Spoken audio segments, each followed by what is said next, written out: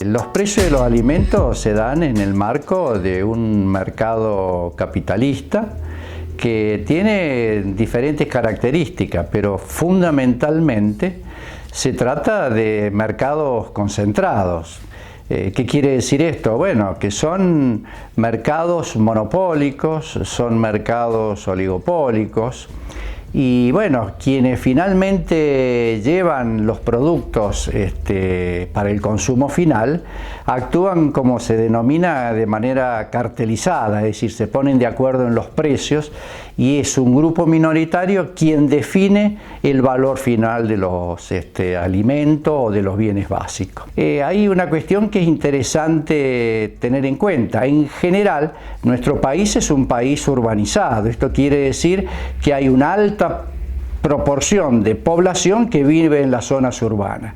Y en los grandes centros de consumo, bueno, el 70, el 80, el 65% de la facturación que tienen estos locales, llamémosle supermercados, grandes ámbitos de venta, de ese porcentaje de la facturación hay aproximadamente entre 15 y 20 marcas que son quienes dominan el mercado. Dicho de otra manera, quiere decir que hay grupos económicos, 6, 7, 8, 10 grupos económicos que tienen el control del proceso productivo de la alimentación. Entonces este es un límite, este es un problema a tener en cuenta. Ahora, cuando uno piensa en el proceso de producción de los alimentos, estamos pensando en las economías regionales, estamos pensando en las economías provinciales, locales, municipales. ¿Esto qué quiere decir? En el caso de la Argentina tiene una diversidad productiva interesante, importante, y tenemos en los distintos puntos del país fuentes de producción, tenemos productores, tenemos sujetos. Ahora, el proceso fundamentalmente de los alimentos tienen como un gran espacio que es la agroindustria, y la agroindustria tiene su complejidad y requiere digamos, un control, donde ahí aparecen básicamente también el sistema de dominación, monopólico, oligopólico, que esto también es una cuestión, insistimos en esto, porque esto significa que domina, controla al productor, le compra lo que quiere y al precio que quiere y le vende al consumidor en las mismas condiciones, por decir así, con precios excesivos.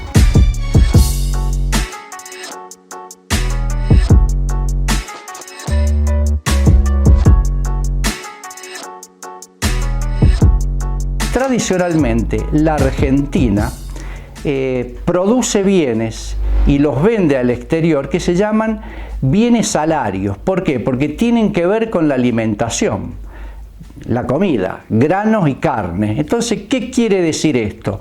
Que los precios de nuestros bienes que nosotros consumimos, granos, cereales en general, la carne, el precio es un precio que está muy condicionado con lo que se paga externamente. Entonces, en general, a los productores les interesa mucho más tratar de colocar en el exterior porque hay mejores precios que localmente. Más recientemente, por decir en los últimos años, nosotros además de exportar bienes salarios, exportamos bienes que no comemos, como la soja, pero necesitamos territorio, espacio para producirla, que quita espacio, quita la dinámica para producir los bienes de consumo, para los tambos, para los cereales, para la carne. Entonces tenemos un doble juego. Por eso, cuando nosotros hablamos del mercado del consumo, tenemos que pensar que el consumo de los argentinos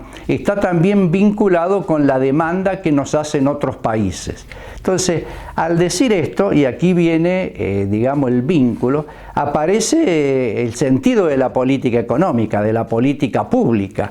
Es decir, estamos pensando que hay y definiendo mercados concentrados, mercados con características que buscan la rentabilidad, y entonces, bueno, si no interviene algún actor diferente al mercado, eso queda librado a la oferta y la demanda y tiene sus limitaciones.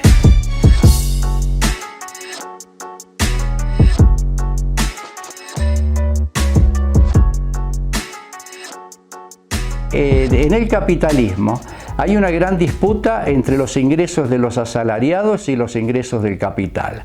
Y esta disputa no permite que todos puedan entrar en el mercado. Por eso uno habla de que tenemos la economía de las minorías, que son para aquellos de altos ingresos y que pueden acceder a todos los bienes que tienen, y la economía de los sectores populares que, bueno, acceden en tanto y en cuanto tengan los ingresos suficientes. Ahora, romper este vínculo es la discusión. Por eso uno se pregunta muchas veces qué posibilidades hay, de qué forma hacerlo. Yo creo que en esto no hay receta. Creo que la solución está dentro del campo popular y creo que hay que construir mecanismos de organización de la producción desde las bases a los efectos de ir rompiendo los distintos mecanismos de monopolio, de cartelización. El sistema de precios en realidad es la síntesis mediante la cual el capital realiza y concreta esa ganancia, que la mayor parte de la ganancia es producto de la plusvalía que obtiene en cada uno de los eslabones productivos.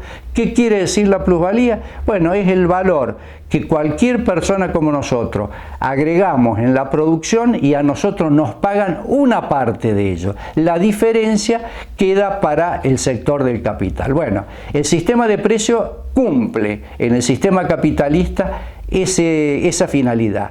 Entonces yo creo que el desafío es dos cosas: conocer cómo funciona el sistema de precios, cómo son las cadenas de valor, cómo es el circuito, cuáles son los instrumentos que tienen las políticas en general liberales, neoliberales, neodesarrollistas dentro del capitalismo, y plantearnos desde la organización popular de qué manera revertir estos temas.